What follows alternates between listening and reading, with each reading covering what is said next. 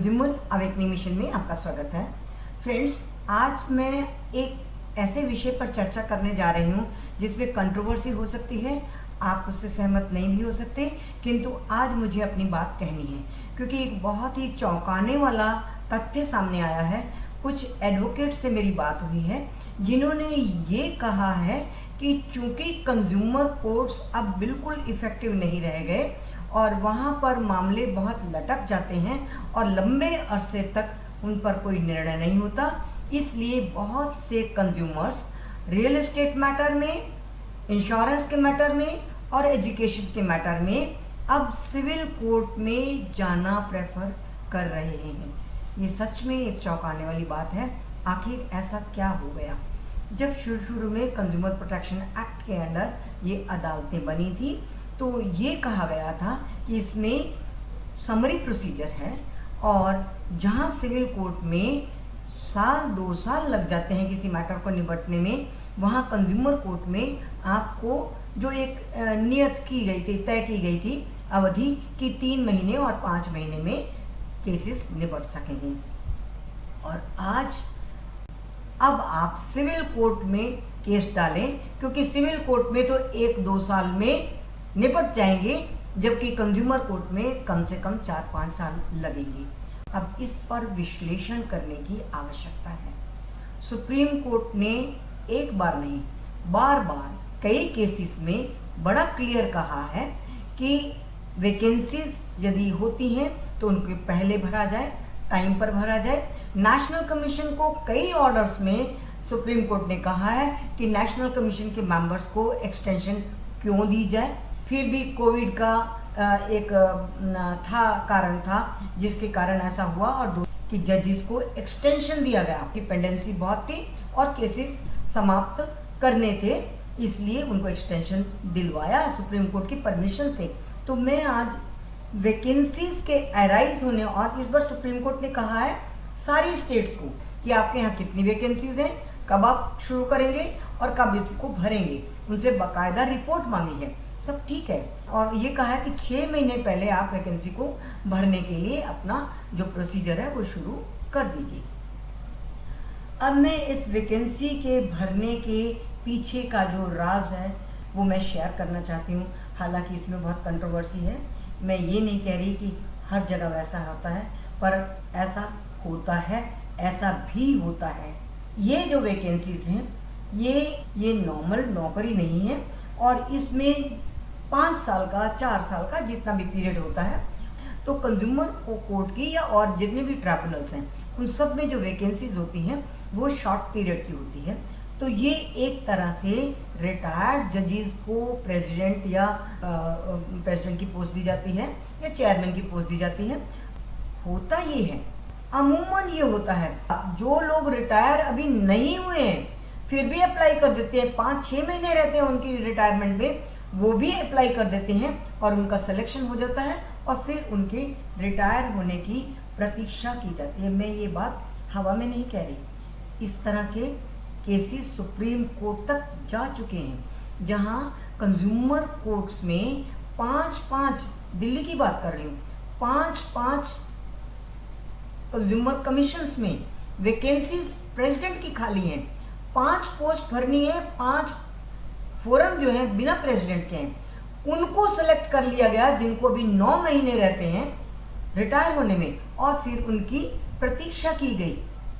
Case भी गया, waiting listed candidate ने केस किया कि हमें मौका दिया जाना चाहिए यदि इन्होंने ज्वाइन नहीं करना, किंतु ऐसा नहीं हुआ।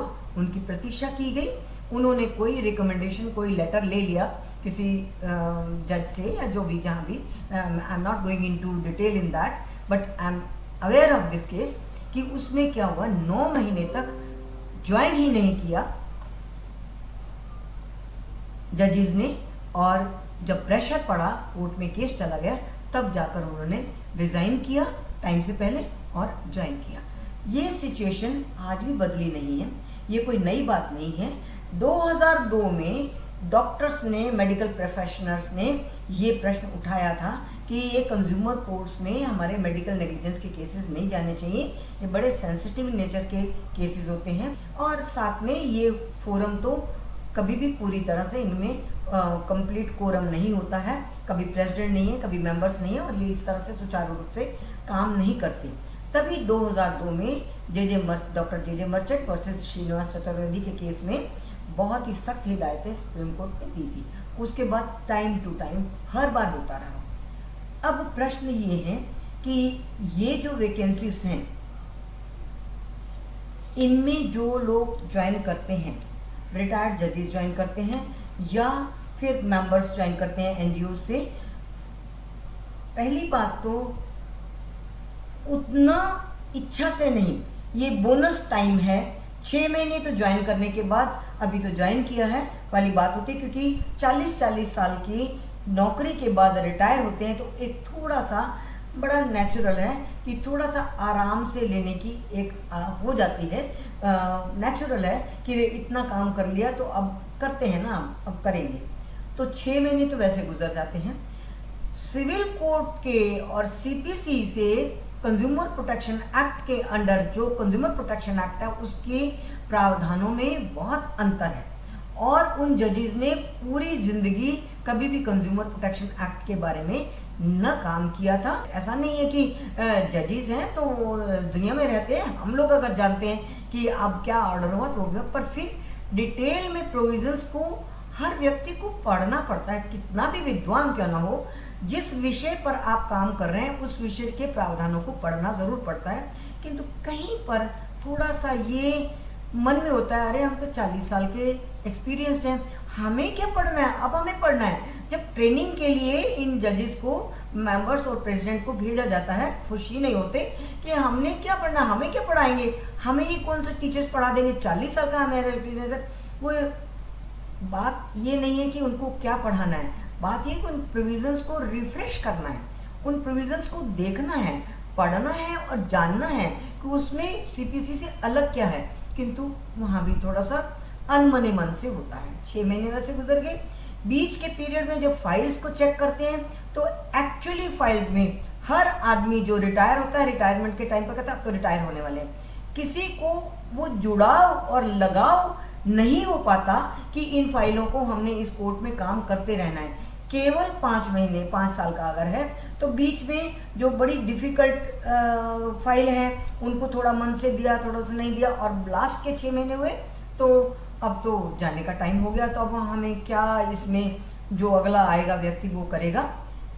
मोस्टली जो शिकायतें कंज्यूमर से आती हैं वो ये कि प्रेसिडेंट ऑन लीव, प्रेसिडेंट छुट्टी पे हैं या प्रेसिडेंट पीछे बैठे हैं, सिर्फ मेंबर चला रहे हैं, इस तरह की शिकायतें आती हैं। मैं कतई नहीं कह रही कि सब जगह ऐसा है, पर जो फीडबैक मुझे मिल रहा है मेरे चैनल के माध्यम से, जो लोग लिख कर दे रहे हैं, ऐसी चीज़ें हैं जो बड़े तकलीफ में। सर्टिफाइड कॉपीज डेली नोटिंग की मेरे पास आ रही हैं, जिसमें रिटर्न स्टेटमेंट के लिए क्या एक एक काम के लिए, एक एक डेट के लिए 4-4, 5-5 डेट्स दी जाती हैं। और अभी मेरे को कल ही किसी सज्जन का मैसेज आया है जिस पर मैं चर्चा करूंगी संडे लाइव में कल शाम को 6 बजे, जिसमें उन्होंने ये कहा है कि पूरा केस हो गया, केस चल गया, चलने के बाद अब आर्गूमेंट भी हो गए और अब ऑर्डर के लिए रिजर्व किया था, फिर उनको नोटिस आया ये कहकर कि इसमें 2 पार्टीज को तो जो नोटिस गया था रिटर्न हो गया है बिना सर्व किए हुए। ये कहा है कि पर्सन नॉट अवेलेबल या एड्रेस नॉट कंप्लीट, और लेफ्ट शब्द था, लेफ्ट, यस लेफ्ट, उन्होंने जो लिखा है लेफ्ट। और अब जो है पूरा केस चल गया। अब यहाँ गलती कहाँ हुई है? गलती यहाँ कि जब नोटिस गया है और नोटिस वापस आ गया है तो उन्होंने एक्स पार्टी कर दिया। एक्स पार्टी बोले कि हम तो अब एक्स पार्टी ऑर्डर कर नहीं सकते क्योंकि इसमें तो लेफ्ट लिखा है, मीनिंग देयर बाय कि नोटिस हुआ ही नहीं। क्या है, कोई कितने मन से काम कर रहा है। कई नोटशीट की सर्टिफाइड कॉपीज मेरे पास हैं जो मुझे आश्चर्यचकित करती हैं कि इतने दिन तक सिर्फ ये लिख देना कि अगली डेट में आ जाइए, या एविडेंस की स्टेज में आते आते उनको ये कहा जाता है कि आप समझौता क्यों नहीं कर लेते हो, आउटसाइड द सेटलमेंट करने के लिए तैयार है और वो अपना जो आपका नुकसान हो वो देने के लिए तैयार है। मान लीजिए मोबाइल है तो मोबाइल नया देने के लिए तैयार है, मैं मोबाइल का रिफंड करने के लिए तैयार है। अब जिस व्यक्ति ने 8-10 महीने तक स्ट्रगल किया, क्या ये पहले नहीं कर सकती थी वो कंपनी? अगर उसने पहले नहीं किया और अब करना चाहते तो वो भी क्यों माने, जब वो चाह रहा है कि मुझे मेरा एक्चुअल लॉस मेंटल एगनी के लिए और मुझे कॉस्ट ऑफ लिटिगेशन दी जाए। तो ये स्थिति है। चौंकाने वाली बात मैं फिर रिपीट करूंगी, चौंकाने वाली बात ये है, रेरा के बनने के बाद से लोग कंज्यूमर कोर्ट में न जाकर रियल एस्टेट मैटर में रेरा में जा रहे हैं। Most welcome, I appreciate, most welcome, क्योंकि रेरा में केवल रियल एस्टेट के मैटर लिए जाएंगे। निश्चित रूप से बहुत सारे केसेस दूसरे तरह का नहीं है तो वहाँ जल्दी होता है। तो जो मुझे सुनने में आया 6 महीने के अंदर अंदर रेरा में हो जाता है निर्णय, क्योंकि वहाँ पर सेक्शन 18 है। सेक्शन 18 ये कहता है कि यदि आपको टाइम पर नियत समय में बिल्डर ने अगर आपको मकान नहीं दिया है तो आप उनसे रिफंड मांग सकते हैं, आपका अर्नेस्ट मनी नहीं कटेगी। सेक्शन 18 के अंदर अथॉरिटी को ये अधिकार है कि वे तुरंत ऑर्डर कर सके कि इनका रिफंड दे दीजिए। तो many cases are settled this week, welcome. Insurance के मैटर्स में मानना है वकीलों का कि वहां पर तो जैसे कोर्ट में काम करते हैं, क्योंकि उनको तो अभी काम कोर्ट चलाना है, फॉर द टाइम बीइंग नहीं है, वो शॉर्ट पीरियड के लिए जजेस नहीं है, उनको अपनी परफॉर्मेंस दिखानी है, उनको अपने कितने केसेस सेटल हुए, कितने सेटल डिस्पोज ऑफ हुए वो भी दिखाने हैं, और वो तुरंत मेडिएशन सेल में भी भेज देते हैं। मेडिएशन सेल में भी बहुत सारे केसेस सेटल हो जाते हैं और वो उनकी परफॉर्मेंस में आ जाता है। जैसे सेटल हुआ वहाँ पर डिग्री बन जाती है उसी सेटलमेंट के आधार पर, और वो डिस्पोजल होते हैं। वहाँ पर मतलब कोर्ट्स में वो अपने डिस्पोजल के प्रति कॉशियस हैं। कंज्यूमर कोर्ट्स में सुपरवाइजरी अथॉरिटी है, डिस्ट्रिक्ट कोर्ट के डिस्ट्रिक्ट कमीशंस के ऊपर स्टेट कमीशन सुपरवाइजरी नेचर से काम कर सकता है, काम देख सकता है कितना डिस्पोजल हुआ, कितना वो हुआ और कहाँ पर कोताही हो रही है। और ये एक पहले वाले 1986 के एक्ट में भी था कि सुपरवाइजरी पावर है, वही नेशनल कमीशन को भी है, सारे देश भर की स्टेट कमीशंस के ऊपर सुपरवाइजरी पावर है टू चेक हो क्या रहा था। उसके तहत क्या होता है, उसके तहत एक ही काम हुआ अभी तक कि कितने इंस्टीट्यूशंस हुए, कितने केसेस आए, कितने डिस्पोज ऑफ हुए क्यों नहीं और क्यों कम हुए, उसके ऊपर कोई ज़्यादा ना बातचीत होती है और ना ही कोई ज़्यादा पूछने का समय ही किसी के पास नहीं है। स्टेट कमीशन के पास कहाँ समय है कि वो अपने काम को छोड़कर डिस्ट्रिक्ट लेवल के कोर्ट्स की चेकिंग करे कि इतने कम क्यों है, जब उनके भी उतने नहीं हो रहे तो उनके ऊपर भी नेशनल कमीशन है। अब जो है नेशनल कमीशन के अंतर्गत मॉनिटरिंग सेल की स्थापना हो गई है और उनको काम करना है, जो भी इस तरह की बात है। अब वो सुपरवाइजरी राइट जो है वो ज़्यादा अच्छी तरह से देखा जा सकता है, प्रोवाइडेड मॉनिटरी सेल अच्छी तरह से काम करने लगे, एक्टिव हो जाए और वो इनकी जांच पड़ताल कर सके। किंतु अभी तक तो ऐसा नहीं था, किंतु सिविल कोर्ट्स में ये काम पूरी मुस्तैदी से होता है और वो बड़े कॉशियस हैं, क्योंकि वहाँ पर फॉर द टाइम बीइंग नहीं है, केवल 5 साल के लिए नहीं आए, उनको अपना काम करना है। उनके प्रमोशंस पे, उनके ट्रांसफर्स पे असर करती हैं ये चीज़ें, जबकि कंज्यूमर कोर्ट में 5 साल के लिए 4 साल के लिए आए, काम हुआ तो हुआ, ना हुआ तो ना तो कोई नौकरी से निकालता है और अपना काम करेंगे या ना करेंगे, काम चलता है। तो ये मैं इन जनरल जो सिचुएशन है उसकी बात कर रही हूँ। फिर चौंकने की बात है कि क्या वही हश्र हो सकता है कंज्यूमर कोर्ट का, जैसे 2002 में इसके अगेंस्ट इसको चैलेंज कर दिया गया था एक्ट को कि एक्ट लीगल ही नहीं है, इसको चुनौती दे दी गई थी कि पार्लियामेंट को अधिकार नहीं था ये एक्ट बनाने का। उसके लिए तो सुप्रीम कोर्ट ने बहुत बढ़िया और बहुत अच्छा ऑर्डर किया था कि नहीं का पार्लियामेंट को ये अधिकार है, वो इस तरह का सुप्रीम कोर्ट और हाई कोर्ट को छोड़कर बाकी कोई भी ट्राइब्यूनल हो, कोई भी फोरम हो, उसको स्थापित करने का उसके पास अधिकार है। Very right. पर क्या कंज्यूमर कोर्ट्स की जो स्थिति होती चली जा रही है, 2019 के एक्ट को आए हुए भी बहुत दिन हो गए, मंत्रालय ने कोई कसर नहीं छोड़ी है, सेंट्रल कंज्यूमर प्रोटेक्शन अथॉरिटी भी बहुत एक्टिव हो गई है, नियम कानूनों में भी परिवर्तन करने और उनमें मॉडिफिकेशन करने, जरूरत पड़ने पर टाइम पर चर्चा करने में भी कोई कसर नहीं है। किंतु मेरा फोकस ये है कि ये कोर्ट्स में ही काम कहीं प्रॉब्लम है, प्रॉब्लम कोर्ट्स में। मेरा फोकस ये है कि ये कोर्ट्स में ही काम कहीं प्रॉब्लम है, प्रॉब्लम कोर्ट्स में है, प्रॉब्लम्स उनके अपॉइंटमेंट में है। इन जनरल कह रही हूँ, सब जगह नहीं होता, सब स्टेट्स में नहीं होता, या हर बार यही बात सच नहीं है, किंतु इसको जांचने की आवश्यकता है।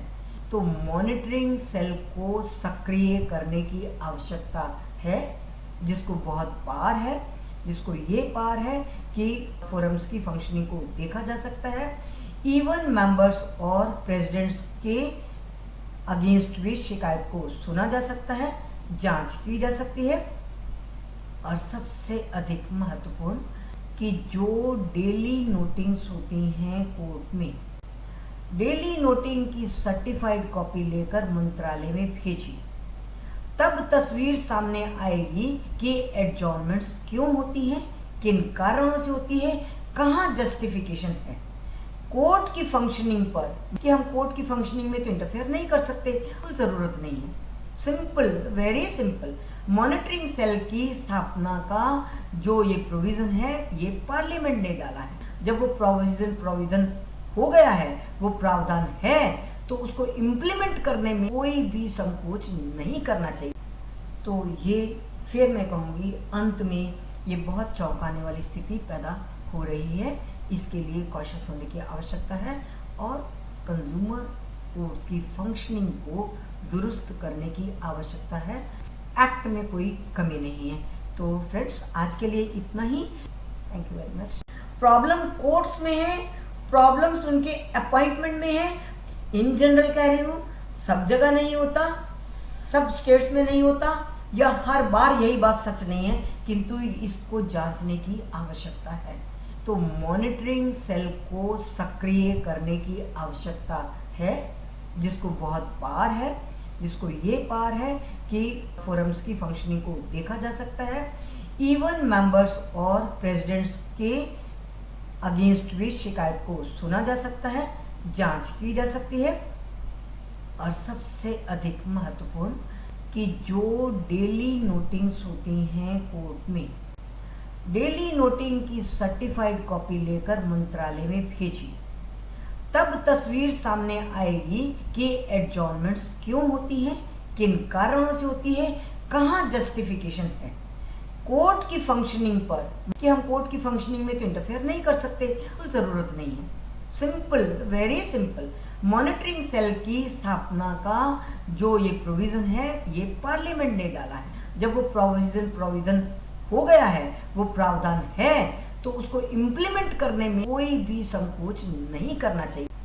तो ये फिर मैं कहूँगी, अंत में ये बहुत चौंकाने वाली स्थिति पैदा हो रही है। इसके लिए कॉशियस होने की आवश्यकता है, और कंज्यूमर को उसकी फंक्शनिंग को दुरुस्त करने की आवश्यकता है। एक्ट में कोई कमी नहीं है। तो फ्रेंड्स, आज के लिए इतना ही। Thank you very much.